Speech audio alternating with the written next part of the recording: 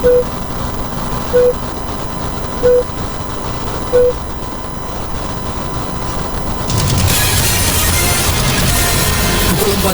waktu Indonesia Tengah, Radio Republik Indonesia ND menghadirkan Warta Berita. Selamat siang saudara, Anda mendengarkan Warta Berita Daerah RRI ND edisi Senin 9 Maret 2026 dengan Sari Berita. Basnas ND siapkan 1.000 paket sembako Ramadan. Pedagang keluhkan tarif lapak di Pasar Bonggawani. Bersama saya Leli Kara, kita ikuti segera berita selengkapnya.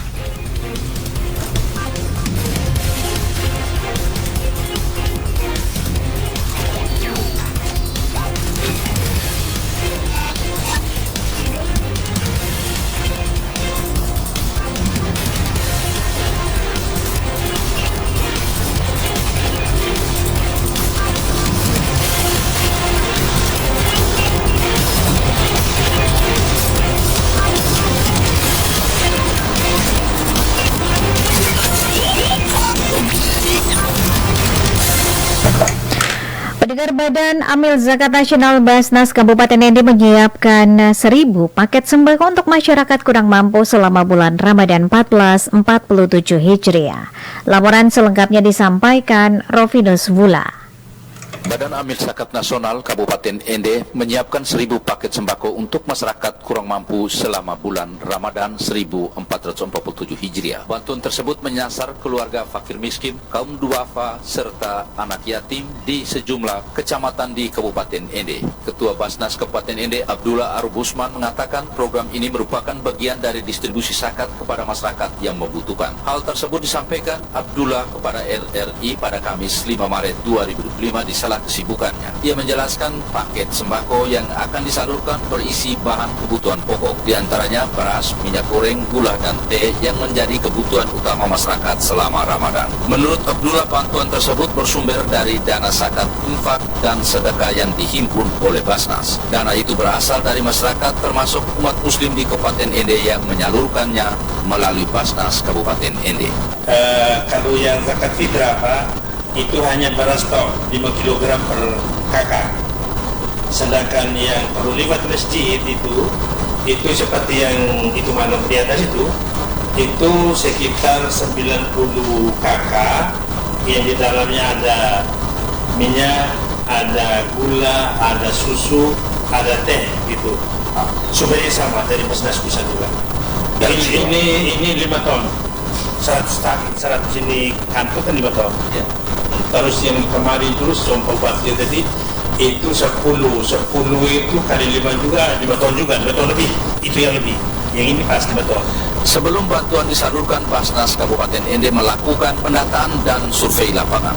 Langkah ini dilakukan agar penyaluran dana SIS atau zakat, infak, dan sedekah dapat tepat sasaran kepada para mustahik. Abdullah menyebut 1.000 paket bantuan tersebut akan diberikan kepada kepala keluarga penerima di 5 kecamatan. Wilayah yang menjadi sasaran yakni Kecamatan Dori, Dona, Nangapanda, Pulau ND, serta Kecamatan ND di wilayah kota. Sebelumnya, Basnas Kabupaten ND juga telah menyalurkan bantuan lebih dari 5 ton beras bagi keluarga kurang mampu menjelang Ramadan. Saat ini, lembaga tersebut kembali menyiapkan sekitar 5 ton beras untuk didistribusikan kepada masyarakat. Penyaluran bantuan zakat fitrah oleh Basnas Kabupaten ND akan berlangsung secara bertahap. Distribusi tersebut direncanakan terus dilakukan hingga menjelang Hari Raya Idul Fitri. RRI ND Rovinus Vula melaporkan. Kita beralih ke berita lainnya. Pedagang keluhkan tarif lapak di Pasar Bonggawani. Disperindak ND tegaskan retribusi 2.000 per meter persegi. Selengkapnya, Rahma Suci melaporkan.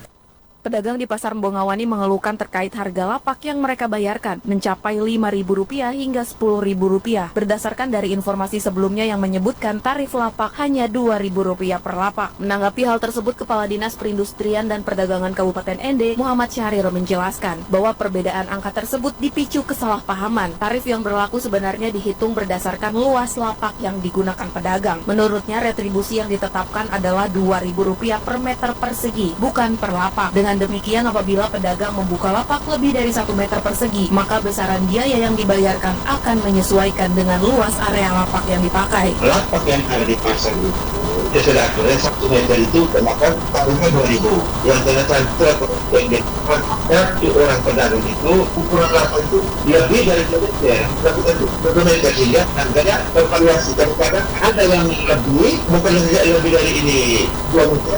Kadang-kadang sepuluh lapak itu bisa saya pakai 4-5 meter.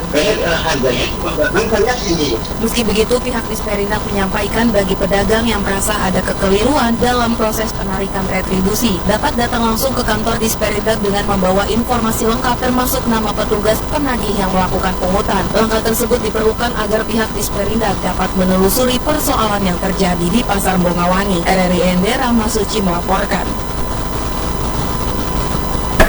Dalam upaya mendorong pertumbuhan ekonomi kawasan timur Indonesia, Kadin NTT terus memperkuat kerjasama regional bersama Provinsi Bali dan juga Nusa Tenggara Barat. Sinergi antar daerah ini dilakukan untuk saling menopang dan juga mengurangi ketergantungan dari Pulau Jawa.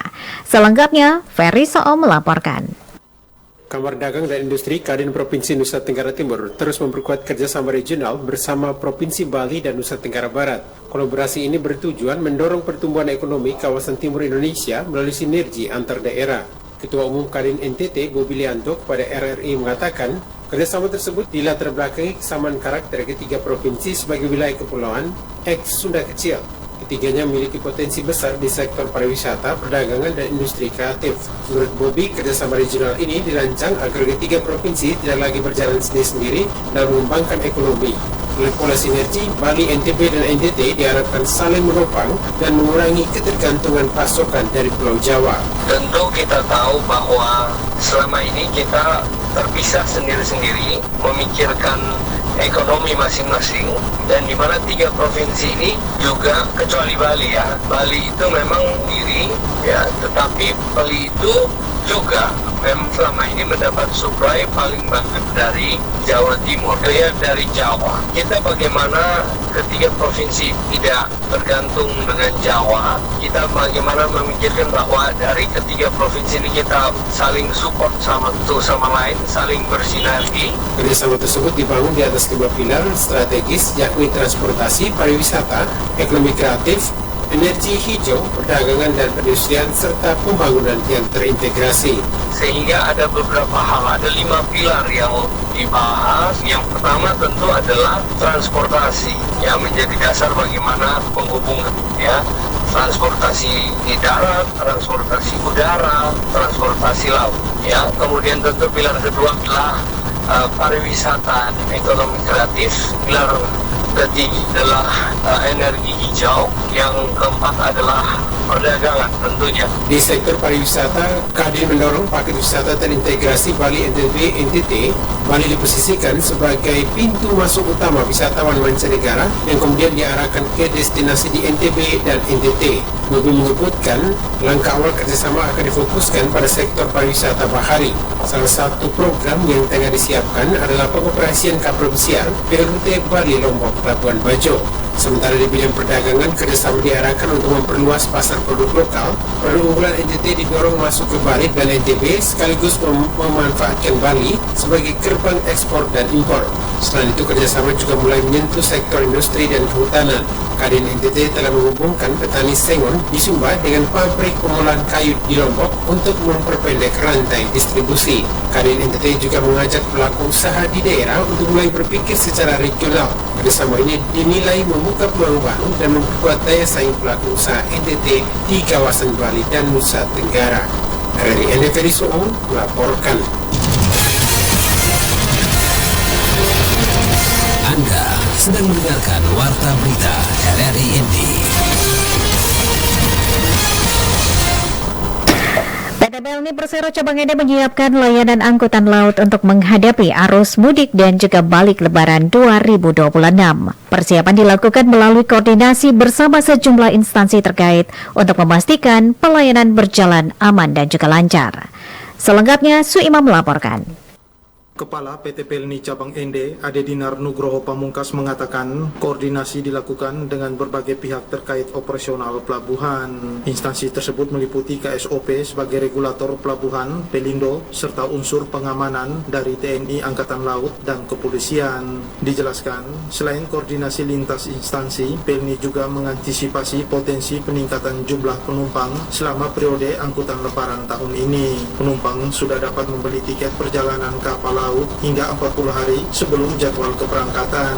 Menurut Ade, kemudahan akses pembelian tiket kini semakin luas melalui berbagai saluran resmi yang telah disediakan. Calon penumpang tidak perlu ke kantor untuk membeli tiket, masyarakat bisa membeli melalui channel resmi seperti PLN Mobile, Alfamart, Indomart, serta keliling yang ada di lingkungan sekitar masyarakat. Ia melanjutkan, untuk mendukung kelancaran pelayanan angkutan lebaran, Pelni Cabang Ende juga menyiapkan 3 armada kapal yang beroperasi. Ketiga kapal tersebut yakni KM Abu, KM Wilis, serta KM Sabuk Nusantara 90. Dari 3 armada kami, armada Pelni mendapatkan dispensasi yang kapasitas angkut di atas kapal rata-rata sebanyak 32% dari otoritas terkait, yaitu Kementerian Perhubungan, tanpa mengurangi kenyamanan dan keamanan penumpang. Ditambahkan, sebagai langkah pelayanan kepada masyarakat, Pelni Cabang Ende juga mengimbau calon penumpang merencanakan perjalanan lebih awal. Hal ini penting untuk menghindari kepadatan serta memastikan ketersediaan tiket selama periode angkutan lebaran 2026.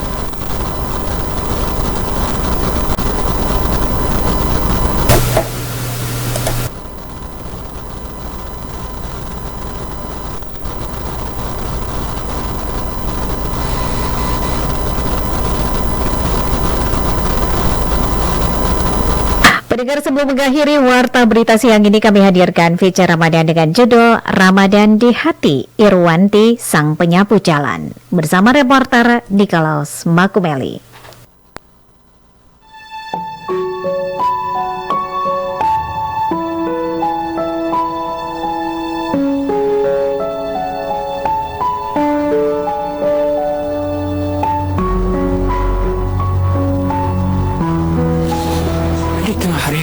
Kota Ende, ada sosok sederhana yang setiap hari menyusuri ruas Jalan Ahmad Yani dengan sapu di tangannya.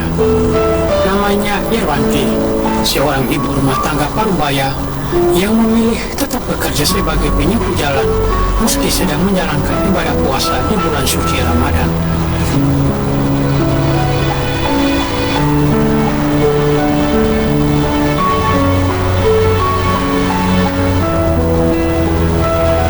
Sholat baru keluar sapu, terus setengah 5 gitu. Habis sholat subuh langsung datang. Habis sahur subuh dulu, habis orang sudah di masjid bangun.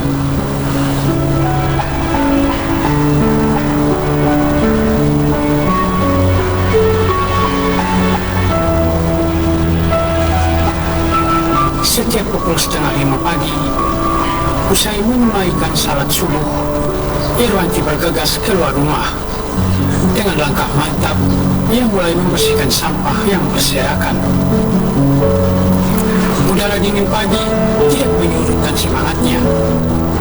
Sapu yang digenggam erat menjadi saksi keteguhan hati seorang ibu yang berjuang demi keluarga tercinta. Bagi Irwanti, puasa bukan alasan untuk berhenti bekerja. Justru Ramadan menjadi sumber energi spiritual yang menambah keyakinannya. Apapun kerja, apapun usaha, dirinya percaya Tuhan selalu meridhoi. Begitulah keyakinan yang ia pegang teguh.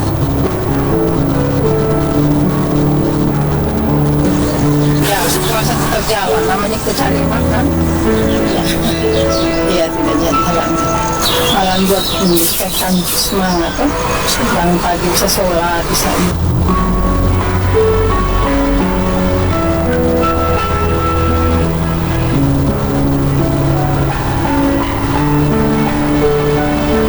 Upah bulanan dari keringat yang menetes dianggap sebagai berkat Tuhan untuk anak-anaknya. Di balik senyum yang kadang terselip lelah, ada kisah perjuangan yang mengharukan.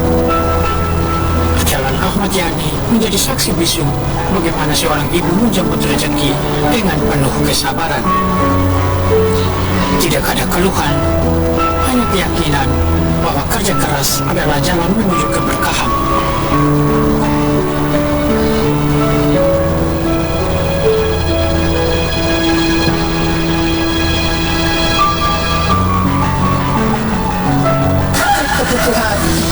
Kebutuhan sehari-hari anak sekolah, kebutuhan anak-anak sekolah, beli buku, sepatu, dengan kebutuhan yang lain.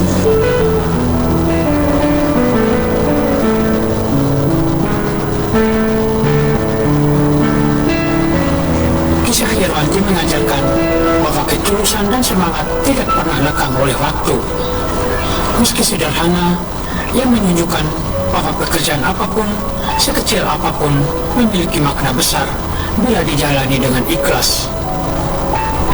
Di bulan Ramadan yang penuh berkah, keteguhan hati Irwanti menjadi inspirasi bahwa di balik sapu yang terus bergerak, ada doa yang dipanjatkan, ada harapan yang dijaga, dan ada cinta seorang ibu yang tak pernah padam untuk keluarganya. Kisah ini bukan sekedar tentang pekerjaan, melainkan tentang keberanian seorang perempuan menghadapi hidup dengan keyakinan bahwa setiap langkah kecilnya adalah bagian dari perjuangan besar demi masa depan anak-anaknya.